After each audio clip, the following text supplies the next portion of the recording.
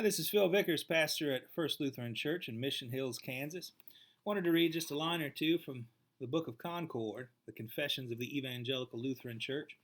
In particular, the Small Catechism and Martin Luther's explanation of the Ten Commandments, and specifically the Eighth Commandment, which reads, "You are not to bear false witness against your neighbor." What is this? Answer: we are to fear and love God so that we do not tell lies about our neighbors, betray or slander them, or destroy their reputations. Instead, we are to come to their defense, speak well of them, and interpret everything they do in the best possible light. A couple of things we can say about this. Number one, we see how Luther is really trying to get to the spirit of this commandment by going beyond simply the prohibition against lying. So it's not enough just to refrain from actively lying against your neighbor. What this law intends is for us to do the opposite of that, which is to speak well of them, come to their defense, and interpret everything they do in the best possible light. When we do that, we're really getting to the heart of what God desires from this, which is that we love our neighbor through supporting them.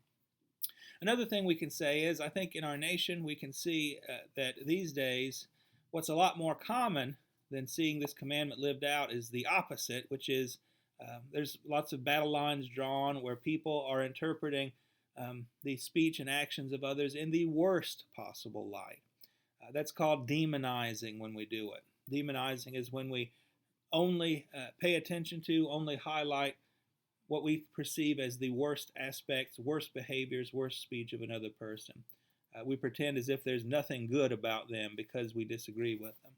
When we do that, not only is it spiritually damaging to us because we live in a world full of enemies of our own creation, but it damages our relationships and it makes communication all the more difficult. So part of the remedy to that is to get back to the basics and see what God actually desires of our relationships with each other. And it's not that we demonize each other, but that we understand that we're all complicated people. There are bad things about me and good things. We're all saints and sinners at the same time, as Luther would say. And we need to keep that in mind, that even when we disagree with folks, that God calls us to love those folks. So if this commandment has a homework assignment for us in it, I believe it would be that today, this week, find someone that you disagree with who is your neighbor and love them anyway. And may you find joy in doing so. God bless.